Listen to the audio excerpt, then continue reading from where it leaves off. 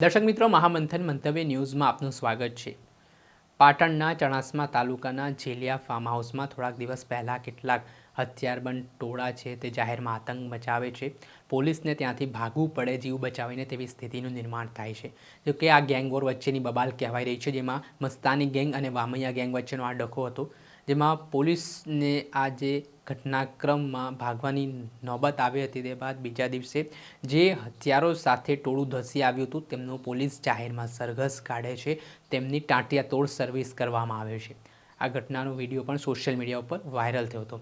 આ ઘટનાને લઈને જે 4 પોલીસ કર્મચારીઓને ગઈકાલે સસ્પેન્ડ કરવામાં આવ્યા છે તે મામલે પત્રકાર જગદીશ મહેતાની પ્રતિક્રિયા સામે આવી છે, જેમાં તેમણે શું નિવેદન આપ્યું છે ને આ ઘટનામાં આજે પોલીસ કર્મચારીઓએ ઉચ્ચ અધિકારીઓના આદેશ બાદ કામગીરી કરી પણ તેમને ઘરે બેસવાનો વારો આવ્યો તે બાબતે જગદીશ મહેતા શું કહી રહ્યા છે તે સાંભળો। આપણી સાથે વરિષ્ઠ પત્રકાર જગદીશભાઈ મહેતા જોડાઈ ચૂક્યા છે। હાલની જે વર્તમાન સ્થિતિ ગુજરાતમાં નિર્માણ પામી છે, સમાજ સામે આવી રહ્યા છે ને બીજો મુદ્દો પાટણમાં જે આરોપીઓનો વરઘોડો કાઢવામાં આવ્યો, ટાંટિયા તોડ સર્વિસ કરવામાં આવી, તેમાં પોલીસ કર્મીઓના ભોગ પણ લેવાયા છે। તો આ બે મુદ્દે વાત કરીશું। જગદીશભાઈ, પહેલા તો શું કહેશો, પાટણની જે ઘટના છે આમાં બે ગેંગ વોર વચ્ચેની બબાલ હતી, જેમાં પોલીસને ભાગવું પડ્યું, ત્યારબાદ બીજા દિવસે ટાંટિયા તોડ સર્વિસે કરી ને પછી હવે એ જે પોલીસ કર્મચારીઓ હતા જેઓ બહાદુરી બતાવવા ગયા ને હવે તેમને ઘર બેસવાનો વારો આવ્યો છે।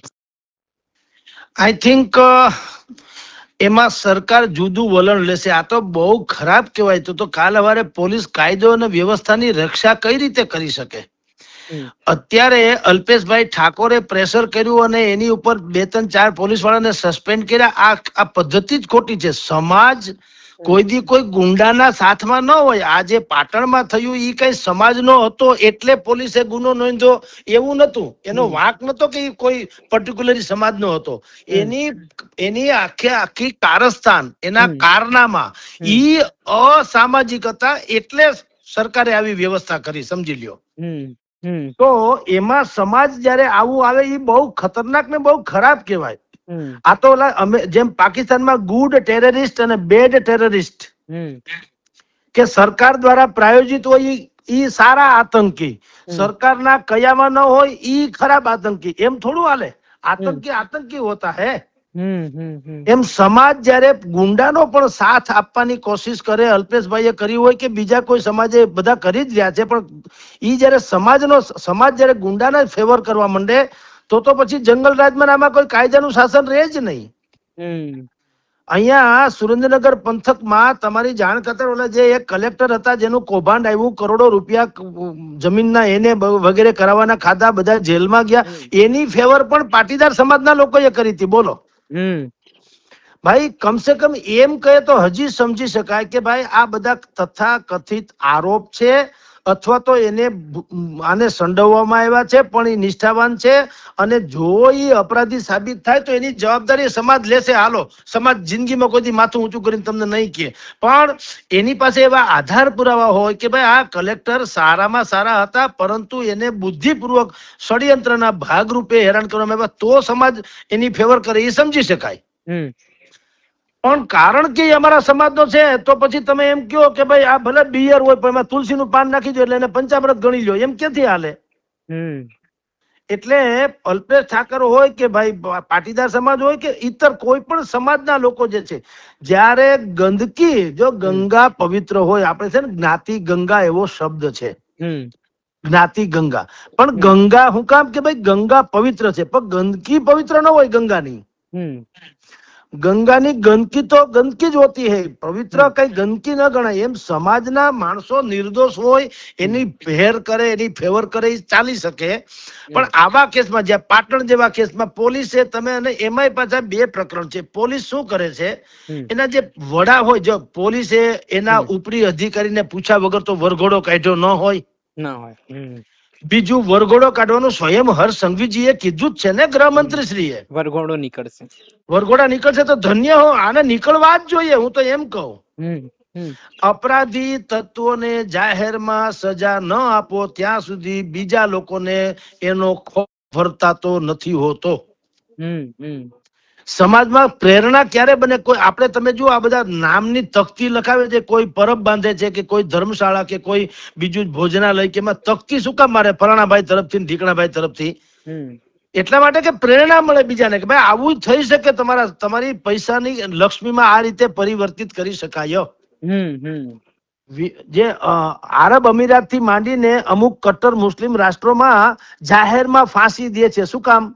ભવિષ્યમાં હા, કે જે જોનારા લોકો જે છે 5-15 હજાર માણસો ભેગા થાય અને તમારી નજર સામે એને ફાંસી એ ટાંગી દે, અથવા તો એને જે અંગથી જે દુષ્કૃત્ય કર્યું હોય એ અંગ કાપી નાખે, ચોરી કરી હોય તો હાથ કાપી નાખે, અને કોકને બીજી રીતે હેરાન થયો હોય તો પગ કાપી નાખે, યા તો ગમે તે.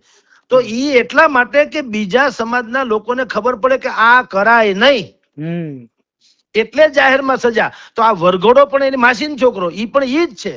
અચ્છા. હા, તો હર્ષ સંઘવીજીએ કર્યું બિલકુલ સાચી વાત છે.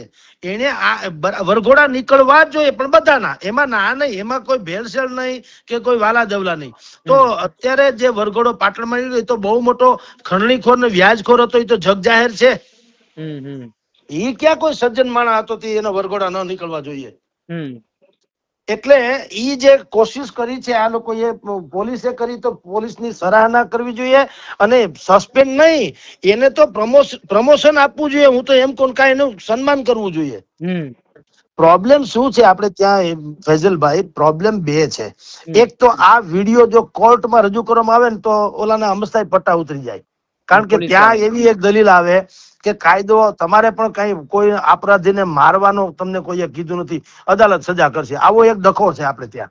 એટલે ભાઈ ન મારે તો કોણ સુધરે? તમે ધોતિયા પહેરીને અને તિલક ટપકા કરીને પોલીસની ગેંગને ઉતારો બજારમાં, અને એ બધાને દારૂડિયાથી માંડીને બુટલેગરોને કે કોઈ પણ અપરાધી તત્વોને એમ કહે શાલીન ભાષામાં, જે મોટિવેશનલ સ્પીકર કે કોઈ કથાકાર કે એવી ભાષામાં કહે, તો કોઈ માને કે ભાઈ સાહેબ તમે તો માનવનો અવતાર, શ્રેષ્ઠ અવતાર મળ્યો છે, શું કામ આ બધી અપરાધી ઘટનાઓમાં તમે લોકો સાથ સહકાર આપો, તમારે પવિત્ર જીવન જીવવું જોઈએ, એમ કોઈ માને?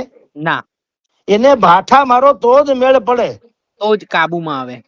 એટલે ઈ હર્ષભાઈ સંઘવીની સારામાં સારી વાત છે. એટલે હું તો કહું, જેણે આ પોલીસોને સસ્પેન્ડ કર્યા છે, હર્ષભાઈએ એની ઉપર એક્શન લેવા જોઈએ. જેણે સસ્પેન્ડ કર્યા છે, જે અધિકારીની સહીથી જે તે પોલીસ કોન્સ્ટેબલો સસ્પેન્ડ થયા છે, એ અધિકારીનો ખુલાસો પૂછવો જોઈએ ગૃહમંત્રી શ્રીએ, અને ધોકાવા જોઈએ ઉલટાના. એને કેવું જોઈએ તમે મારા આદેશનું પાલન નથી કરતા, તો પછી બીજા કોનું કરશો? વરઘોડા કાઢવામાં ઈ કોઈ પણ પર્ટિક્યુલર જ્ઞાતિનો છે, એટલે જ્ઞાતિનું પ્રેશર આવે અને તમે લોકો એને પાછું સસ્પેન્ડ કરો, તો કાલે વારે કોઈ પોલીસ વાળા શું કામ ભાઈ સસ્પેન્ડ થવા જાય? હવે કાલે વાર કોઈ કહેશે તો કોઈ બોલશે નહીં, લખશે નહીં, ને આવી કાર્યવાહી પણ નહીં કરે.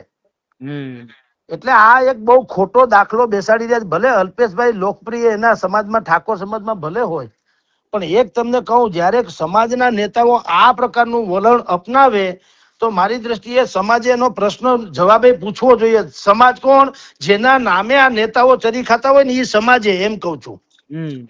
એને કેવું જોઈએ અલ્પેશભાઈ ને, આ કેસમાં લોકો સમજી શકે એટલે કહું ફૈઝલભાઈ, અલ્પેશભાઈ ને પૂછવું જોઈએ ભાઈ તમે આની ભેર શું કામ તણી? આપણી સમાજનો છે એ જુદી વાત છે, માની લ્યો, પણ એ અપરાધી તો છે કે નહીં?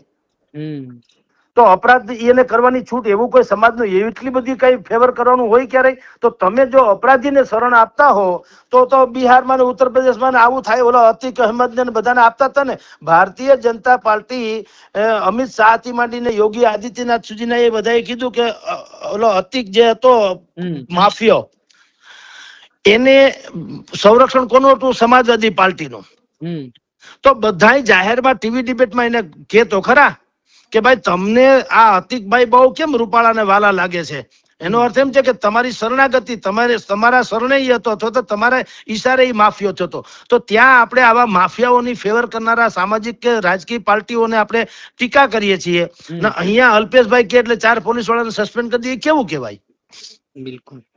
એટલે હું નથી માનતો કે હર્ષભાઈ સંઘવીએ, હવે તમે જોજો, હું એમ માનું છું હર્ષભાઈ સંઘવીના ધ્યાનમાં, સંજ્ઞાનમાં આ વાત આવશે તો એ ચોક્કસ આની ઉપર કંઈક એક્શન લેશે. આપણે સાંભળ્યા હતા વરિષ્ઠ પત્રકાર જગદીશ મહેતાને. તેઓ કહી રહ્યા છે કે એક તરફ ગૃહમંત્રી કહી રહ્યા છે વરઘોડો તો નીકળશે, ને કાઢવા જ જોઈએ વરઘોડા, જેના કારણે અસામાજિક તત્વોમાં, લુખ્ખા તત્વોમાં ડર બેસે. પરંતુ જો સમાજના લોકો આવી રીતે સમર્થનમાં ગુંડાઓના ઉતરશે તો ખૂબ કમનસીબીવાળી બાબત છે. અને જે આ પરિસ્થિતિનું નિર્માણ થયું તેમાં પોલીસ કર્મીઓને જે સસ્પેન્ડ થવાનો વારો આવ્યો તે બાબતે જગદીશ મહેતાએ આકરી પ્રતિક્રિયા આપી. દર્શક મિત્ર, આવા જ નવા વિડીયો સાથે આપને માહિતગાર કરતા રહીશું, એટલે મહામંથન મંતવ્ય ન્યૂઝ જોતા રહો.